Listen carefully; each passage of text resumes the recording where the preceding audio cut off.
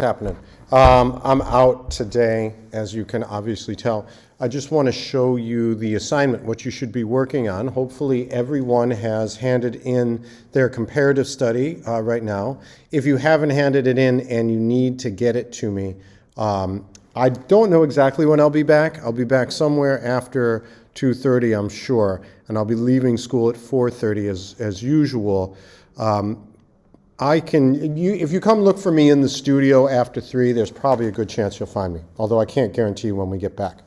All right, now that the comparative study is handed in, it's time to really focus more effort on the process portfolio, and I've just set up something today that'll help you get focused and help you move along. So, I'm going to our DX. Here's our DX. I'm going to go to our materials.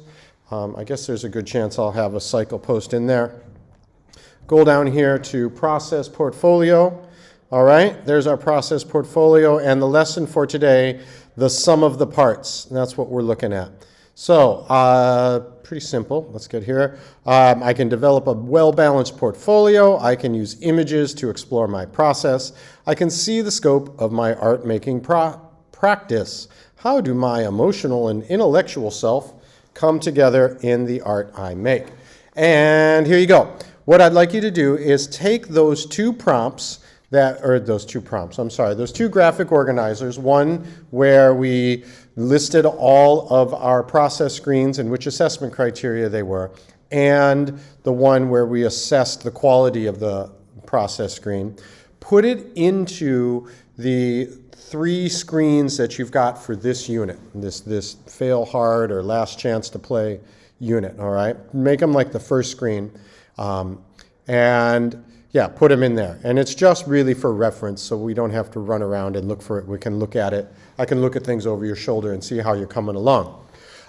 If you have you should have 3 process screens. You should have the assessment criteria you're going to work on this unit, titling the process screens. But if you don't, it's not a big deal. Make sure you do it today, however. All right?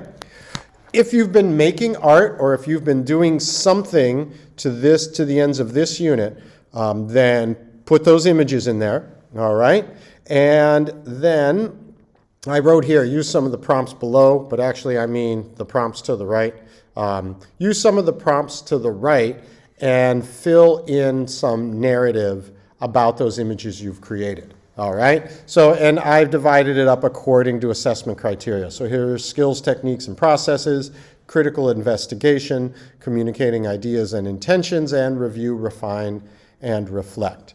All right, these are guideline questions and prompts. All right, you don't have to answer them specifically. This is not necessarily something you'll turn in. It's a way to get your mind thinking about the types of things you need to write about in order to do a good job on the assessment criteria, okay? So, once again, put in your process portfolio assessment forms on a 4th screen at the beginning of this process portfolio, okay? If you have any images, put those images into this process portfolio, and depending on the assessment criteria you're doing, do a little bit of a narrative in there. If you have not started making art or doing anything on this unit, then today is the day. Make sure you accomplish something that requires you to take a photograph.